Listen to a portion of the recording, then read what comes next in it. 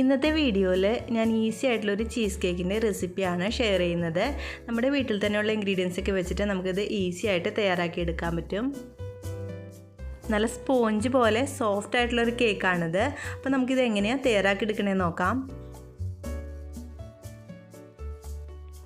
ആദ്യം തന്നെ ഞാനിപ്പോൾ ഹോം മെയ്ഡായിട്ട് ഒരു ക്രീം ചീസ് തയ്യാറാക്കി എടുത്തിട്ടുണ്ട്. 160 ഗ്രാം ഉണ്ട്. അതൊന്ന് ഡബിൾ ബോയിൽ ചെയ്തിട്ടൊന്ന് സോഫ്റ്റ് ആക്കി എടുക്കണം. 1 ലിറ്റർ പാല് തിളപ്പിച്ചതിന് ശേഷം അതിലേക്ക് 2 ടീസ്പൂൺ നാരങ്ങാനീര് ചേർത്തിട്ട് പിരിച്ചിട്ട് അത് ഒരു നല്ല അരിപ്പക്കയിലിട്ടിട്ട് ഊറ്റിയെടുത്തതിന് ശേഷം കുറച്ച് നേരം വെക്കണം. ഒന്ന് കട്ടിയായി വരുമ്പോൾ നമുക്കതൊന്ന് മിക്സിയുടെ ജാറിലിട്ടിട്ട് ചെറിയ ജാറിലിട്ടിട്ട് അടിച്ചെടുത്താൽ ഈ രീതിയിലുള്ള ക്രീം ചീസ് നമുക്ക് ഈസി ആയിട്ട് തയ്യാറാക്കി എടുക്കാൻ പറ്റും. അപ്പോൾ ഇതൊന്ന് സോഫ്റ്റ് ആയിട്ട് വരുന്നവരെ നമുക്കിതുപോലെ ഒന്ന് ബീറ്റ് ചെയ്ത് കൊടുക്കാം. ഈ ക്രീം ചീസ് ഒന്ന് സോഫ്റ്റ് ആയിട്ട് കിട്ടാൻ വേണ്ടിയിട്ടാണ് ഞാൻ അടിയിൽ നല്ല ചൂടുള്ള വെള്ളം വെച്ചിട്ട് അതിൻ്റെ മീതേക്ക് ഈ ഒരു പാത്രം വെച്ചിട്ട് ഇതുപോലെ ഒന്ന് ബീറ്റ് ചെയ്ത് കൊടുക്കുന്നത്. ഇനി നമുക്കിതിലേക്ക് 4 മുട്ടയുടെ മഞ്ഞക്കരു ഓരോന്നായിട്ട് ചേർത്ത് കൊടുക്കാം. എന്നിട്ട് ഇതുപോലെ തന്നെ നന്നായിട്ടൊന്ന് മിക്സ് ചെയ്ത് കൊടുക്കാം.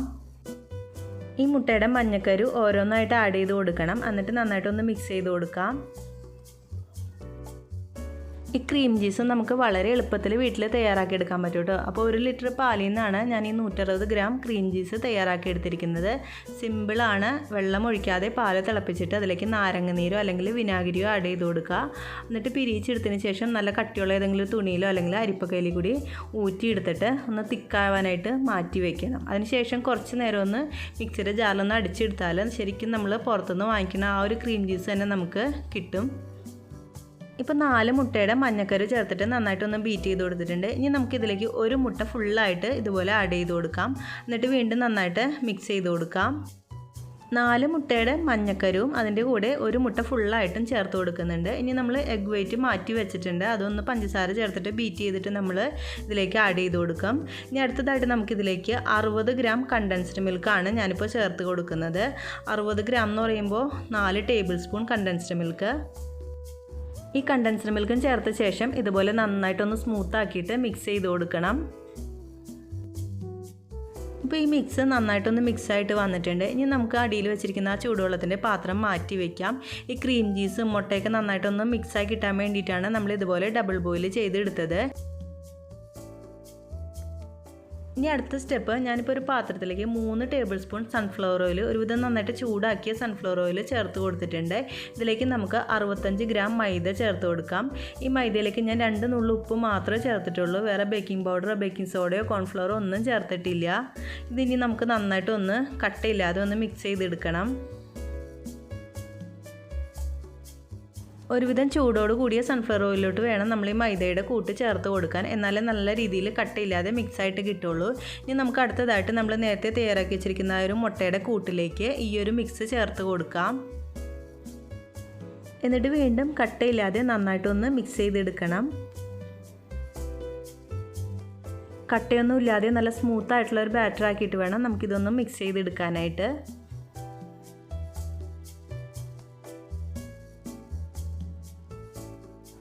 ഇപ്പോൾ ഇത് നന്നായിട്ടൊന്ന് മിക്സാക്കി എടുത്തിട്ടുണ്ട്. ഇനി നമുക്കിതിലേക്ക് 1 ടീസ്പൂൺ വാനില എസൻസ് ആഡ് ചെയ്ത് കൊടുക്കാം. എന്നിട്ട് വീണ്ടും നന്നായിട്ടൊന്ന് മിക്സ് ചെയ്തെടുക്കാം. ഇപ്പോൾ നമ്മുടെ ബാറ്റർ തയ്യാറായിട്ടുണ്ട്. ഇനി ഇത് മാറ്റി വെച്ചതിന് ശേഷം നമ്മൾ തയ്യാറാക്കി വെച്ചിരിക്കുന്ന 4 മുട്ടയുടെ വൈറ്റ് എടുത്തിട്ട് അതിലേക്ക് 1 ടീസ്പൂൺ നാരങ്ങാനീരും കൂടി ചേർത്തിട്ട് നന്നായിട്ടൊന്ന് ബീറ്റ് ചെയ്തെടുക്കാം.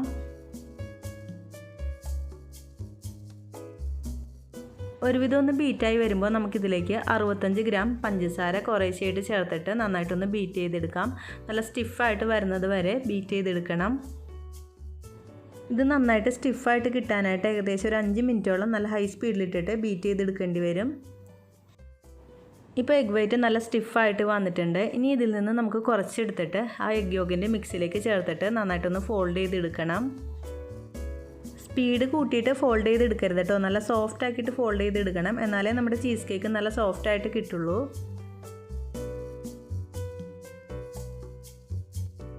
ആദ്യം കുറച്ചെടുത്തൊന്ന് മിക്സ് ചെയ്തിട്ടുണ്ട്. ഇനി നമുക്കിത് ഫുള്ളായിട്ട് ഇതിലേക്ക് ആഡ് ചെയ്തിട്ട് ഒന്നും കൂടി നന്നായിട്ടൊന്ന് ഫോൾഡ് ചെയ്തെടുക്കാം.